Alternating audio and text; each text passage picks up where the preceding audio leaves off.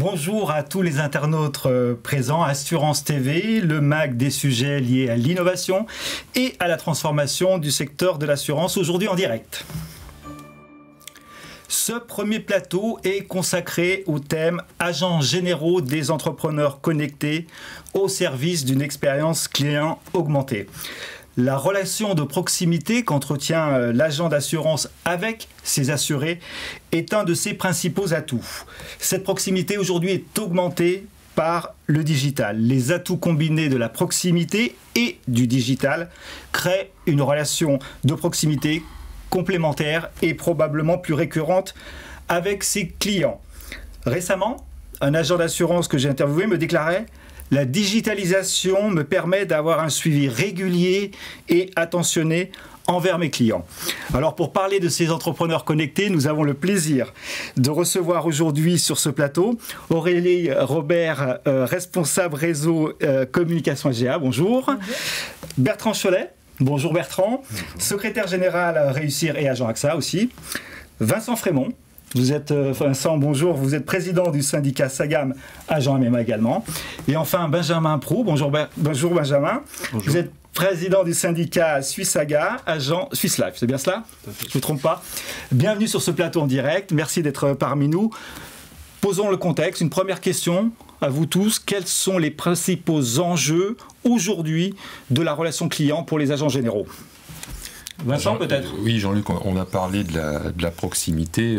Elle est déjà de fait avec les agences physiques et elle se renforce de jour en jour avec nos clients. Et cette proximité digitale, c'est pour nous un vrai enjeu d'être au cœur du dispositif avec nos clients et l'agent général au cœur de ce marché. Donc, d'un côté, la proximité, un autre enjeu? Moi, je pense que la satisfaction, c'est quand même un point clé de la relation client aujourd'hui pour nous. Elle permet la fidélisation, elle permet la recommandation. Je regardais une étude de Lexton en préparant cette émission et tant sur les deux moments clés que sont la souscription que les sinistres, on s'aperçoit que notre place, notre position d'agents généraux, elle nous conforte dans cette satisfaction client. Sur la souscription, on s'aperçoit qu'on a 4 fois plus de satisfaction client à la souscription qu'en full web. Donc ça reste quand même une très bonne nouvelle. Tout ça parce que c'est plus simple, parce que le client il a plus envie de faire de l'effort. Et sur les sinistres, on s'aperçoit que quand on a une note sinistre élevée, on a une probabilité de recommandation bien plus forte. Et donc là, on a tout notre rôle à jouer, quoi. Donc, la proximité, la satisfaction client. De votre côté, Benjamin, qu'est-ce que vous pourriez évoquer comme principal enjeu? Ce qui est fondamental, c'est d'être réactif et d'être ultra connecté. On s'aperçoit depuis une quinzaine d'années que la montée en puissance des leads sur Internet notamment fait qu'aujourd'hui on doit avoir des agents plus que réactifs. Il y a encore quelques années, lorsqu'on recevait un courrier, c'était facile de le mettre sur le coin du bureau et d'attendre de répondre et d'invoquer des délais de poste. Aujourd'hui, le client en demande plus, on demande toujours plus, beaucoup de réactivité, et j'ajouterais peut-être autre chose, de la transparence par rapport à ça. Après on reviendra tout à l'heure sur la présence de l'agent local, mais la réactivité reste un élément clé de la réponse client. Vos clients ont besoin vraiment de cette immédiateté, vous le ressentez au quotidien? Oui, on ressent qu'aujourd'hui, c'est vrai, c'est pas propre à l'assurance, hein, nos clients ont besoin d'une réponse instantanée, ils nous envoient des mails, ils nous envoient des SMS ou des messages via d'autres applications. Voilà, on a affaire aujourd'hui, on le sait, à des agences multicanales qui doivent être extrêmement réactives et après proches du marché. Donc la proximité, la satisfaction, la réactivité et la transparence, c'est les 4 enjeux majeurs en fait d'une relation client augmentée et performante. J'ai oublié de vous dire que bien sûr, vous pouvez sur le hashtag Assurance TV poser des questions en direct à nos speakers. On va revenir sur cette notion de proximité augmentée via le digital. La plupart des gens concèdent qu'effectivement, l'agent d'assurance devrait être dans le meilleur des deux mondes. Le monde réel, la vie réelle et le monde digital. Cette proximité et ce digital sont vraiment, de votre point de vue, indispensables et complémentaires. Qui Aurélie, peut-être, a un petit avis sur la question ? En entendant ces messieurs, j'ai envie de dire, l'agent, il doit être là quand il faut. Et ça, c'est, je pense, leur ADN. Donc, je pense que l'expérience client qu'ils font vivre dans leurs agences doit se prolonger sur la toile via les outils dont parlait Benjamin, mais dans leur communication, dans leur savoir appréhender, en tous les cas, les questions de leurs clients, qu'ils soient en physique ou ailleurs. Donc, et ça, ils y travaillent chaque jour.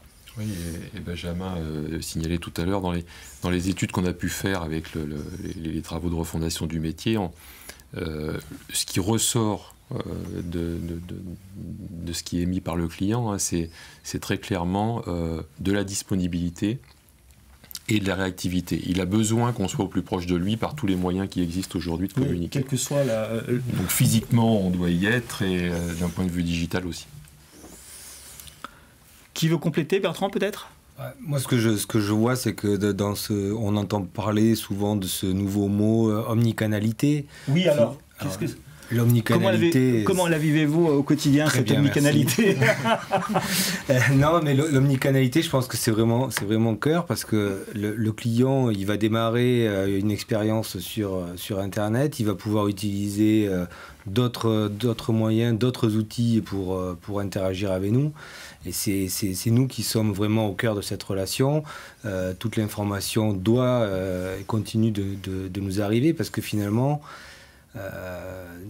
nous sommes le visage humain de ce digital. Nous, on vit dans la cité avec nos clients, en proximité, et on les connaît, on a cette rassurance à leur apporter. Et ça, je pense que c'est indispensable. Ça n'a pas de prix. Benjamin, vous vouliez rajouter un petit mot là-dessus, sur cette complémentarité ? J'ai le droit à un tout petit mot. Non, effectivement, on le sait aujourd'hui, le client est ultra connecté, de plus en plus connecté, mais dans le process d'achat, on le sait inexorablement, il a envie d'avoir affaire à une personne physique, et donc on fait référence à ce fameux mot du phygital, qui mélange à la fois le digital et le physique, et ça, c'est quelque chose d'extrêmement important dans notre métier, puisqu'on s'aperçoit que aujourd'hui le client connaît le produit, a l'information, et nous sommes aujourd'hui reconnus comme étant des professionnels du métier, et je crois que ça, c'est extrêmement important. Et dans le processus d'achat, l'agent général reste et restera l'élément clé de la relation client, sachant que on a quand même une relation client qui est assez longue, puisqu'il ne suffit pas d'appuyer sur la touche à un instant T pour finir notre relation client, mais c'est juste le début de la relation, puisque nous ne vendons que du rêve, et c'est qu'après que le client perçoit la réalité de ce qu'on a expliquer. Certains disent qu'il y a d'un côté l'agence virtuelle, d'un autre côté l'agence physique. Est-ce qu'on doit opposer les deux ? Est-ce qu'il y a une complémentarité qui est naturelle, ou est-ce qu'il n'y a pas des clients qui veulent faire un parcours full digital, 100% digital, et d'autres 100% physique ? Je crois qu'il y aura toujours une partie de full web, mais je crois que dans notre métier, et vu la complexité de notre métier, de la réglementation qui s'accumule d'année en année, je crois qu'on a forcément notre place dans le processus d'achat et dans le conseil, puisqu'on s'aperçoit qu'avec le nombre de directives type DDA qui arrivent sur le marché, si nous on n'est pas là pour conseiller, pour orienter le client, je crois moyen au full web à terme. D'accord. sur le full web, une autre position ou pas? Moi, je partage ce que dit Benjamin. Le full web, on le voit si on se compare à d'autres pays européens. En Angleterre, c'est très ancré. En Allemagne, un petit peu. Chez nous, pas du tout. Il y a aussi des aspects culturels. Moi, je pense que si ça avait dû vraiment percer, on aurait vu déjà depuis quelques années des taux de souscription plus importants au full web qu'aujourd'hui, quoi. D'accord. C'est certainement notre modèle aussi qui fait que ce full web n'existe pas. Le modèle français, le modèle français complètement. On est au cœur du dispositif, tant avec les compagnies qu'avec les clients. Donc cette proximité fait que le full web, le client a toujours ce besoin d'avoir un contact physique à un moment. Il y a surtout le secteur assurantiel est aujourd'hui l'un des rares secteurs à faire que, en effet, les internautes vont chercher de l'information sur Internet, mais derrière vont dans leur agence. Ils finissent potentiellement l'acte en ligne, mais avec l'aide de l'agent, donc, ou du courtier ou de l'intermédiaire. Donc c'est le secteur aussi qui est, je pense, n'est pas encore assez mature pour ça. D'accord. Alors pour gérer une bonne expérience client, une bonne relation client, il y a le sujet des données clients.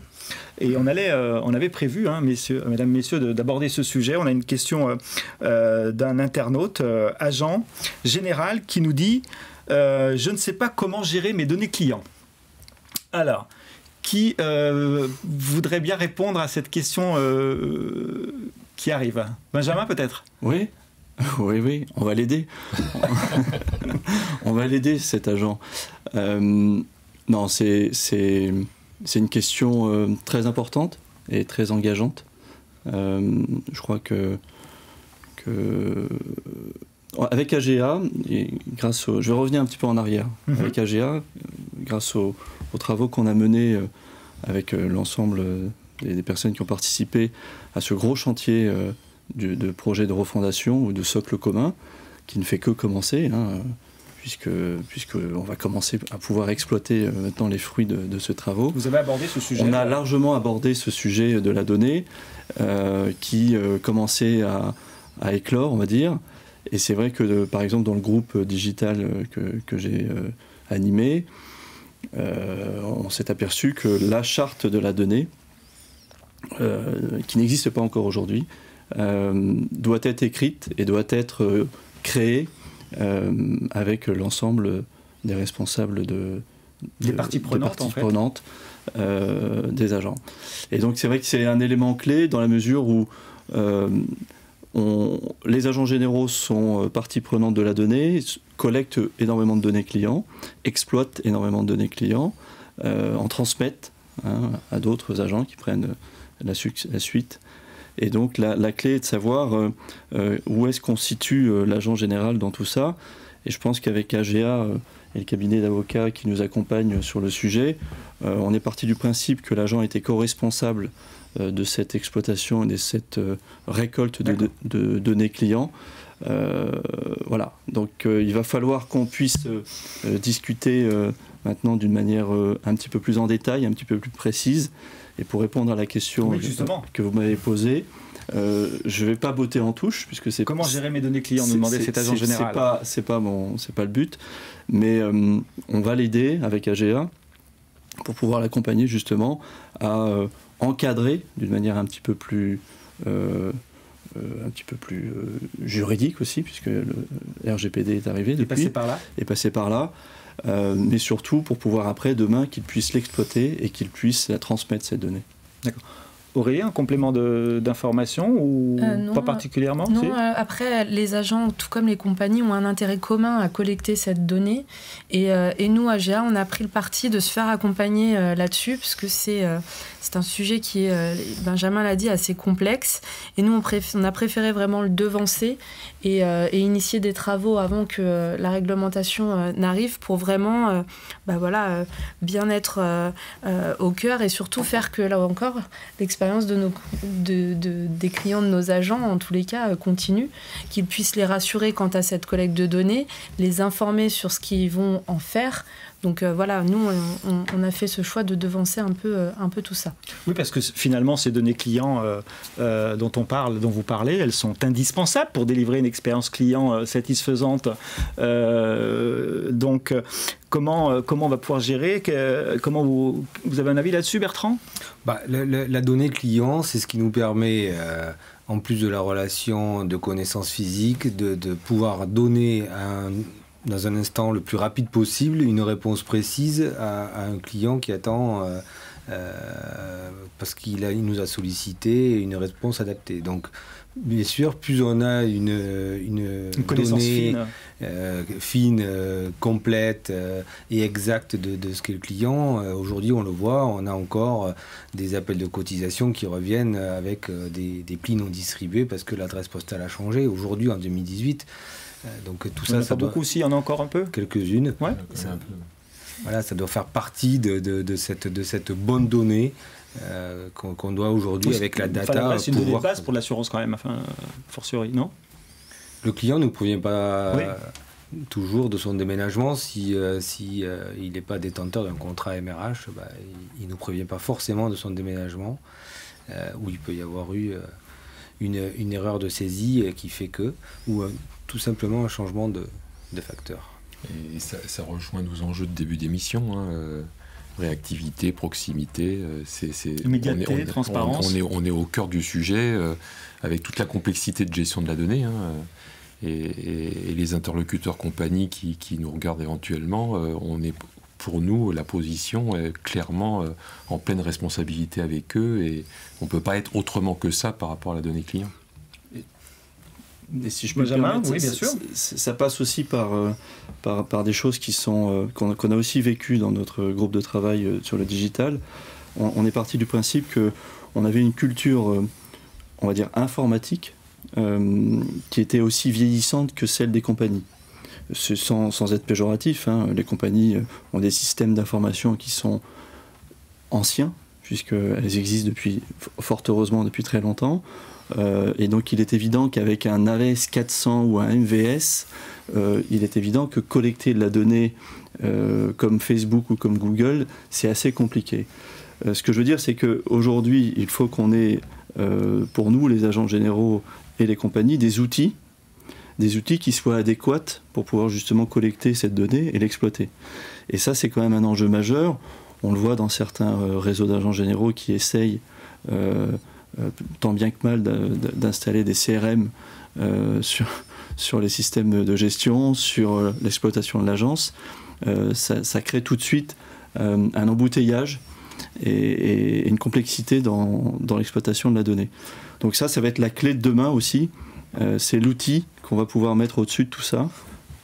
Au-delà du rôle de l'agence, ce que vous êtes en train de dire, c'est qu'effectivement, il y a aussi une dimension technologique et d'adaptation des outils, de capture de data, de réexploitation des data. C'est un grand enjeu, parce qu'aujourd'hui, l'internaute qui arrive sur le web, on doit être capable de le reconnaître en tant que prospect, en tant que client, pour le pousser vers le bon site, pour lui donner encore une fois la bonne réponse et le traiter peut-être un peu différemment selon qu'il soit client, pas client.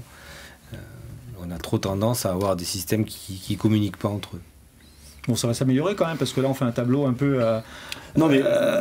complètement. Un peu sombre, non, sujet. On est à l'an zéro de tout ça. Je pense que... Et du coup, on est à l'an zéro de RGPD. De RGPD et des travaux qui ont été menés par un GA. Donc ça tombe bien, on va dire. Mais il faut vraiment que maintenant, on mette la première vitesse. D'accord. Pour être le plus rapidement possible. Comme tu dis, Benjamin, les compagnies ont des lourds investissements à entreprendre. Ils les ont entrepris dans certains cas, pas dans d'autres. Et c'est un vrai enjeu aujourd'hui. Les systèmes d'information ont pris beaucoup de retard. La notion de client, elle est très récente. Oui, parce que le client, il a besoin qu'on le reconnaisse. Vous les connaissez dans le monde physique, vous les côtoyez souvent, pratiquement tous les jours, mais dans le monde effectivement des données ou dans le monde digital, le client a besoin d'être reconnu, et c'est somme toute basique. Je crois qu'AGA propose d'ailleurs, me semble-t-il, en termes d'accompagnement, un certain nombre de dispositifs pour augmenter cette relation client. Oui, ça passe par 3 leviers. Le premier, c'est la formation.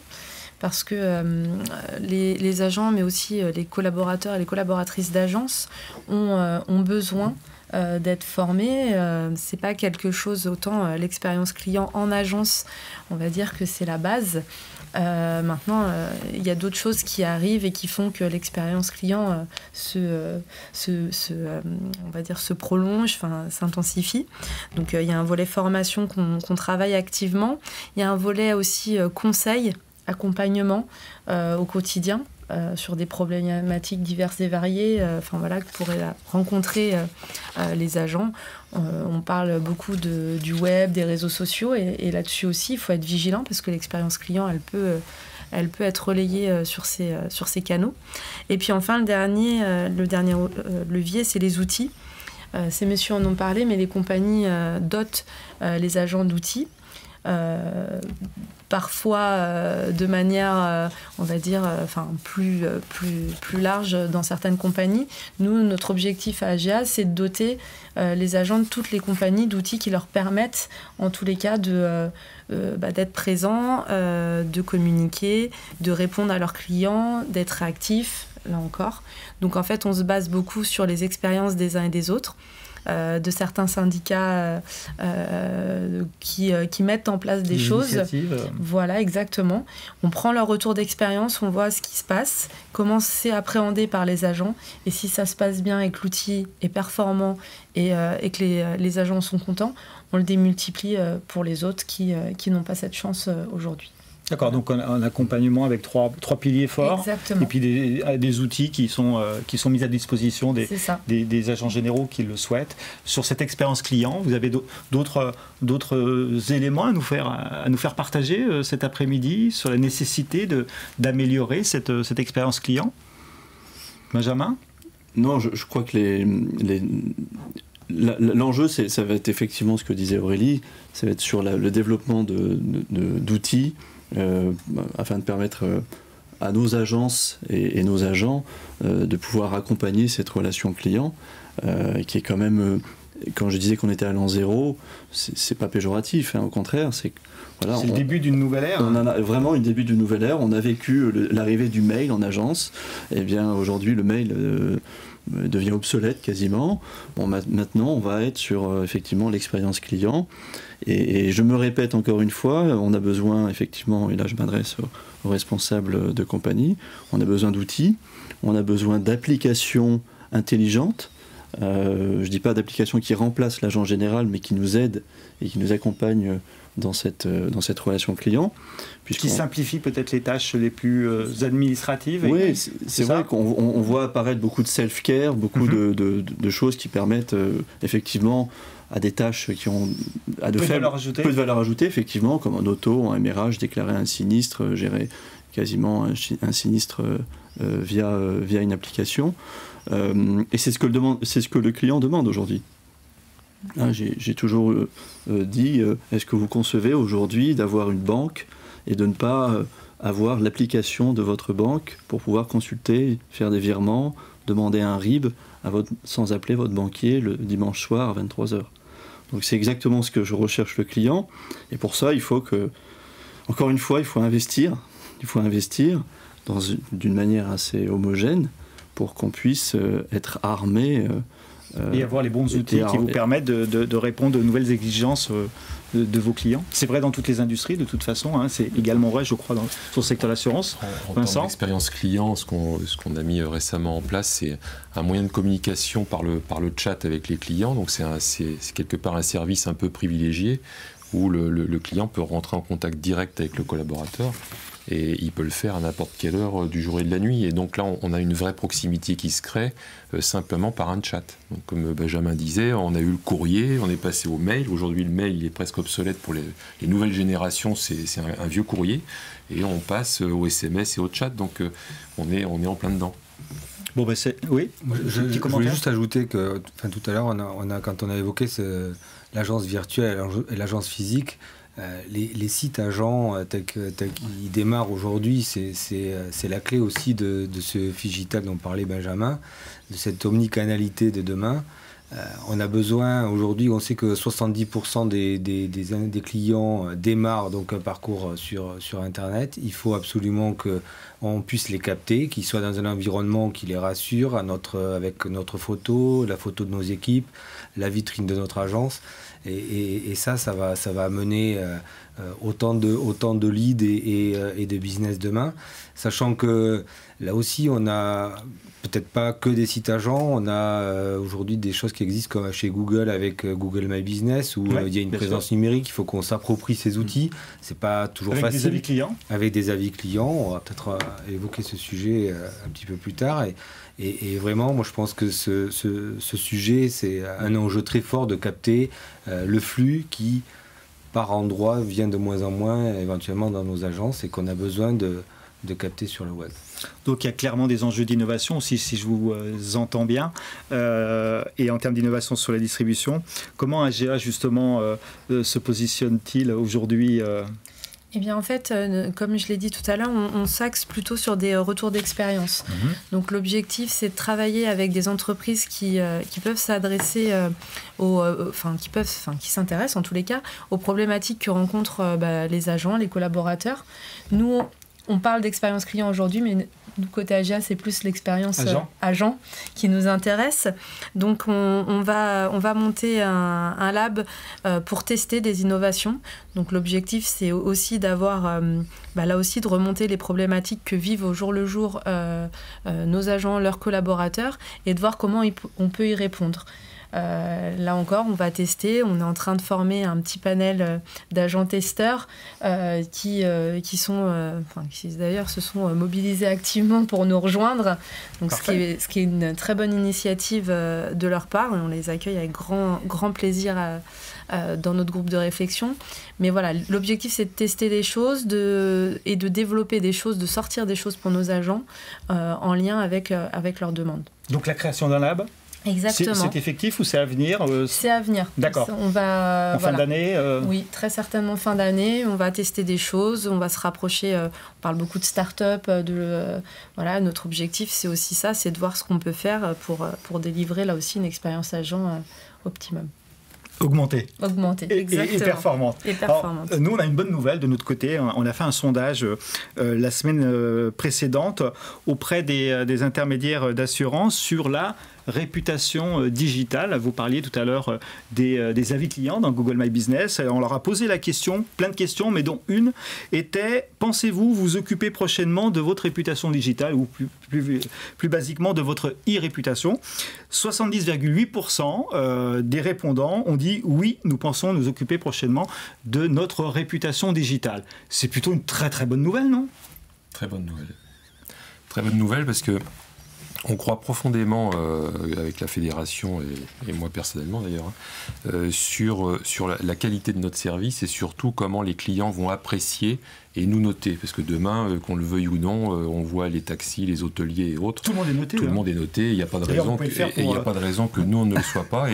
Et c'est une réelle opportunité de capter en fait de la clientèle et du nouveau contact par ce biais sur la qualité de service qu'on aura apporté et le niveau de notation. Donc on est en train de travailler sur des outils qu'on va sûrement présenter très prochainement, où en fait l'internaute pourra, sur une note et un commentaire, choisir l'interlocuteur intermédiaire, agent ou autre d'ailleurs, quel que soit le mode de distribution, disponible au moment où il le souhaite sur le produit qu'il souhaite, avec un niveau de notation qui soit celui de la meilleure notation. Également. Et il pourra noter, à l'issue de sa relation avec l'intermédiaire, il pourra apporter une note et un commentaire sur le niveau de satisfaction de la relation client. Donc ça bouge quand même des commentaires par rapport à cette information de notation c'est à la fois très engageant et à la fois rassurant. C'est-à-dire qu'il faut qu'on ait confiance en nous, c'est clair. À la fois c'est engageant parce que si on le fait pas, on peut se faire doubler par d'autres acteurs qui vont le faire pour nous et on va perdre la maîtrise. Donc ça c'est vraiment ce qu'il faut éviter. Donc il faut qu'on prenne le sujet à bras le corps. Après ça peut permettre de mesurer la satisfaction. Ça peut permettre de mesurer aussi l'insatisfaction, donc comment on va gérer le client mécontent d'un règlement de sinistre pour lequel l'agent ne sera pas en responsabilité et pourtant c'est lui qui aura le commentaire. Donc tout ça, il faut qu'on le travaille, il faut qu'on en parle. Ce qui est sûr, c'est que demain, après-demain, ça pourrait devenir un vrai critère de choix pour le prospect dans son... L'avis client est déjà, pour plein de sujets, dans le parcours d'achat. Exactement. Pourquoi n'y serait-il pas dans le cadre d'assurance ? Complètement. C'est votre point de vue également ? Donc c'est une nécessité d'avoir des outils qui permettent d'évaluer en fait le conseil, la proximité, la transparence que vous évoquiez tout à l'heure ?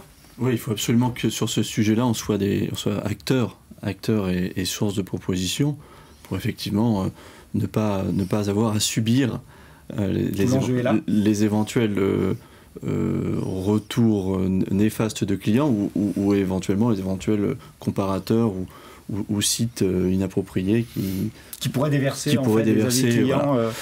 Je crois que c'est important, et pour juste compléter ce que disait mon ami Bertrand, sur la présence sur le net, puisque là on est aussi sur le net. Sur le digital, ouais. On n'a pas évoqué, mais le sujet aussi des réseaux sociaux, qui est quand même excessivement devenu important. Google l'est. On l'a vu via des pages Facebook, LinkedIn ou autres, ou Twitter, d'accord. Aujourd'hui, il faut qu'on arrive à ratisser vraiment le plus large possible, et toujours avec un système de notation, d'ailleurs, via même Facebook, vous pouvez être noté, pour justement que le client puisse être mis dans un certain confort et dans une certaine rassurance vis-à-vis de son agent. Voilà. Je pense qu'aujourd'hui, un agent qui n'est pas présent sur et les réseaux et sur sa page internet aura de plus en plus de mal à pouvoir travailler avec ses clients. C'est une formidable transition que vous me fournissez, Benjamin, parce qu'on voulait annoncer à l'occasion de ce MAG Assurance TV le lancement, avec AGA d'ailleurs, de l'Observatoire Agents Généraux Entrepreneurs Connectés. C'est un observatoire qui va étudier les mécanismes d'appropriation, justement, vous en parliez tout à l'heure, Benjamin, des nouveaux usages digitaux des agents généraux, donc en collaboration avec AGA. Tous les réseaux d'agents seront concernés par cet observatoire. La première étape sera à peu près fin septembre. Il y aura un premier top 10 qu'on évoquera lors de certains événements. Et la première livraison de cet observatoire des entrepreneurs connectés, des agents généraux connectés, sera disponible pour la fin de l'année. Et chaque marque pourra s'approprier, si elle le souhaite, sa partie spécifique. Nous allons bientôt clore cette émission. Un tout dernier mot avant de rendre l'antenne ? Non ? Pas forcément. Vous avez tout dit, l'essentiel est à dit. Je pense qu'on a bien balayé le sujet. D'accord.